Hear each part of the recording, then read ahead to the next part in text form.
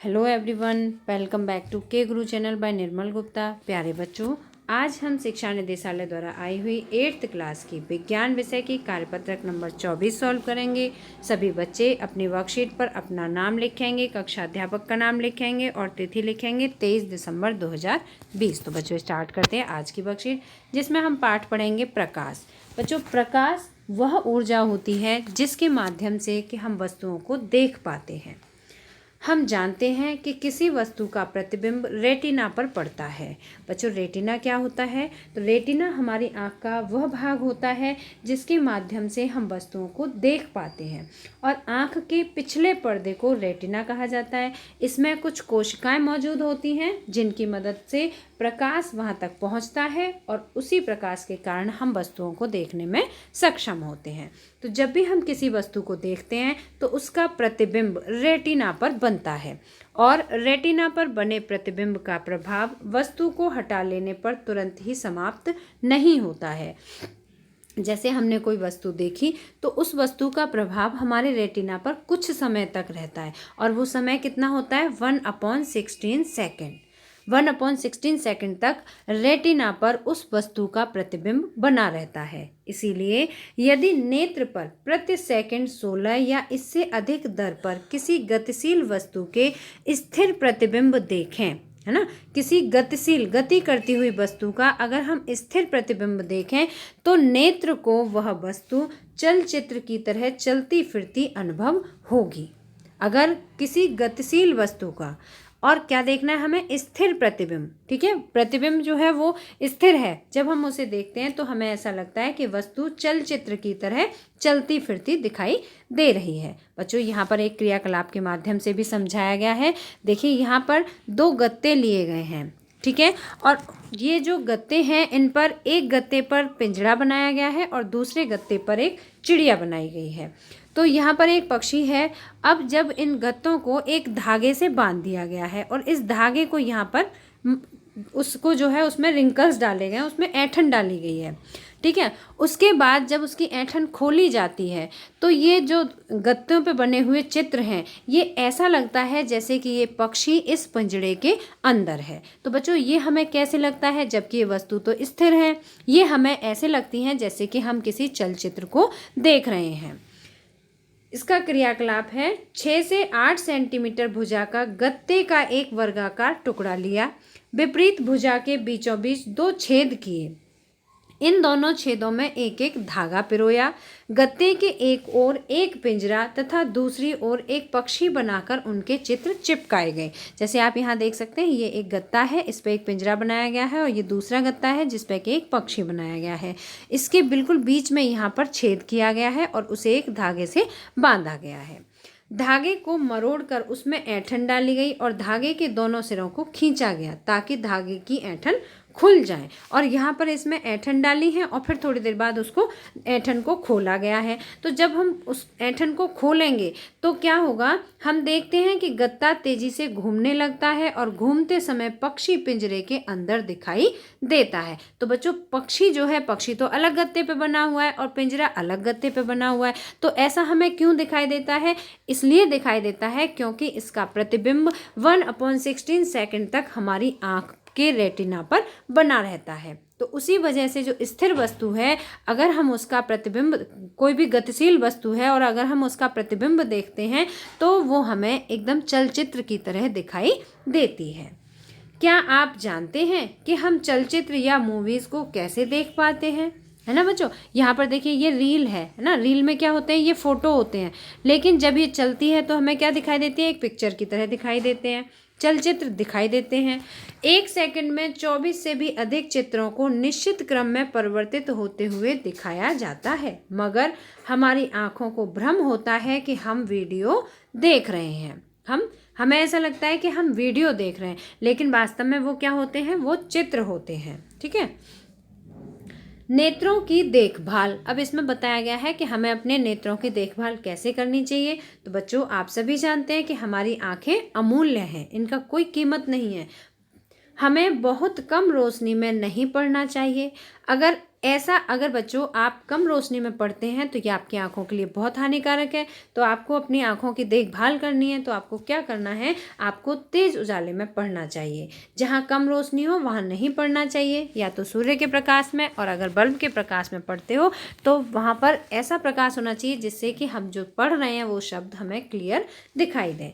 तो हमें कम रोशनी में नहीं पढ़ना चाहिए। ऐसा करने से आँखों में व सर में दर्द हो सकता है। दूसरा तरीका बताया है, सूर्य टॉर्च या लेज़र को सीधे नहीं देखना चाहिए। ऐसा करने से रेटिना को नुकसान पहुंच सकता है। बच्चों आपने कभी देखा होगा कि जब कभी हम अपनी आँखों से डायरेक्ट सूर्य के प्रकाश, सूर्य को देखते हैं तो हमारी आँखों के सामने रंग छा जाते हैं, है ना। हमें कुछ भी बाद में दिखाई नहीं देता है। तो वो क्यों नहीं दिखाई देता है? क्योंकि सूर्य का प्रकाश बहुत तेज होता है, जो कि सीधे उसका प्रकाश हमारे रेटिना पर प्रभाव डालता है ना। तो इसीलिए हमें फिर उस थोड़े समय के लिए कुछ दूसरी वस्तुएं नहीं दिखाई देती हैं। तो इसीलिए हमें सूर्य टॉर्च या लेज़र के प्रकाश को सीधे नहीं देखना चाहिए। आँखों को रगड़ना नहीं चाहिए। यदि आँखों में कोई धूल का कण गिर जाए तो आँखों को साफ पानी से धोना चाहिए। अपनी आँखों की नियमित जांच करवानी चाहिए। यदि डॉक्टर सलाह दे तो चश्मे का उपयोग करें। नेक्स्ट है, दिन में कम से कम 3 से 4 बार अपनी आँखों को साफ पानी से धोएं। पढ़ते समय किताब को सामान्य दूरी पर रखना चाहिए। पढ़ते समय किताब को कभी भी बहुत आँखों के नज़दीक नहीं रखना चाहिए, है ना। कितनी दूरी पर? जिससे कि हमें बिल्कुल साफ दिखाई दे, थोड़ी दूरी पर रखना चाहिए। नेक्स्ट है, किताब को अधिक पास या अधिक दूर रखने पर आँखों को नुकसान हो सकता है। इसलिए हमें ज़्यादा पास से या ज़्यादा दूर से वस्तुओं को नहीं देखना चाहिए। नेक्स्ट है, विटामिन ए की कमी से रतौंधी नामक रोग हो जाता है। इसलिए अपने खाने में विटामिन ए युक्त चीज़ें जैसे कि कच्ची गाजर, कौन कौन सी होती हैं? कच्ची गाजर, गोभी व हरी सब्जियां, इनका अधिक से अधिक मात्रा में प्रयोग करना चाहिए। इसके अलावा बच्चों कॉड लिवर ऑयल, दूध, दही, पनीर, मक्खन, आम व पपीता इत्यादि में विटामिन ए भरपूर मात्रा में होता है। तो इन सभी चीज़ों का प्रयोग हमें करना चाहिए, जो कि हमारी आँखों के लिए बहुत ही लाभदायक होती है। अब बच्चों स्वयं को जांचिए। मुझे उम्मीद है कि आपको वर्कशीट अच्छी तरह समझ आ गई होगी। तो देखिए, पहला प्रश्न है, किसी वस्तु का प्रतिबिंब आँख के किस भाग पर बनता है? तो किस भाग पर बनता है बच्चों? अगर हम किसी वस्तु को देखते हैं तो उसका प्रतिबिंब हमारे रेटिना पर बनता है। ठीक है, किस पर बनता है? रेटिना पर बनता है। नेक्स्ट है, रेटिना पर बने प्रतिबिंब का प्रभाव कितने समय तक रहता है? तो कितने समय तक रहता है? 1/16 सेकंड तक रहता है। ठीक है, अगर हम किसी वस्तु को देखते हैं तो उसके प्रतिबिंब का प्रभाव 1/16 सेकंड तक रहता है। नेक्स्ट है, हम चलचित्र या मूवीज़ को कैसे देख पाते हैं? तो बच्चों अभी हमने वर्कशीट के माध्यम से जाना था। तो देखिए, तीसरे प्रश्न के आंसर में आप ये पूरा लिखेंगे यहाँ से कि यदि नेत्र पर प्रति सेकंड 16 या इससे अधिक दर पर किसी गतिशील वस्तु के स्थिर प्रतिबिंब को देखें तो नेत्र को वह वस्तु चलचित्र की तरह चलती फिरती अनुभव होगी। ठीक है, इसको आप नहीं लिखेंगे। यहाँ से यहाँ तक ये है आपका आंसर नंबर 3। और इसमें आप ये लाइन भी जोड़ेंगे, चलचित्र में 1 सेकंड में 24 से अधिक चित्रों को निश्चित क्रम में परिवर्तित करते हुए दिखाया जाता है, मगर हमारी आंखों को भ्रम होता है कि हम वीडियो देख रहे हैं। ठीक है बच्चों, तो ये आप पूरा लिखेंगे, ये आंसर नंबर 3 है। ठीक है, सबसे पहले आप ये पार्ट लिखेंगे इसका यहाँ से, यदि नेत्र पर प्रति सेकंड 16 या इससे अधिक दर पर किसी गतिशील वस्तु के स्थिर प्रतिबिंब दिखे तो वह नेत्र को वह वस्तु चलचित्र की तरह चलती फिरती अनुभव होगी। इसके बाद आप ये पूरा पार्ट लिखेंगे, चलचित्र में 1 सेकंड में 24 से अधिक चित्रों को निश्चित क्रम में परिवर्तित करते हुए दिखाया जाता है, मगर हमारी आंखों को भ्रम होता है कि हम वीडियो देख रहे हैं। तो बच्चों ये आपके तीसरे प्रश्न का पूरा आंसर हुआ। इसके बाद है प्रश्न नंबर 4, विटामिन ए की कमी से होने वाले रोग का नाम बताइए। तो बच्चों विटामिन ए की कमी से कौन सा रोग होता है? रतौंधी नामक रोग हो जाता है। इससे बचने के लिए हमें कौन कौन से भोज्य पदार्थों का अधिक से अधिक प्रयोग करना चाहिए? तो प्रश्न नंबर 4 के आंसर में आप ये पूरा लिखेंगे यहाँ से यहाँ तक। ठीक है, आंसर नंबर 4। विटामिन ए की कमी से रतौंधी नामक हो जाता है, रतौंधी नामक रोग हो जाता है। इसलिए अपने खाने में विटामिन ए युक्त चीज़ें जैसे कच्ची गाजर, गोभी, हरी सब्जियां, कॉड लिवर, इनका तो अधिक से अधिक उपयोग करना चाहिए। इसके अलावा कॉड लिवर ऑयल, दूध, दही, पनीर, मक्खन, आम व पपीता, इनमें भी विटामिन ए भरपूर मात्रा में पाया जाता है। तो इन सभी वस्तुओं का भी भोजन में प्रयोग करना चाहिए। ये आपने प्रश्न नंबर 4 का आंसर है।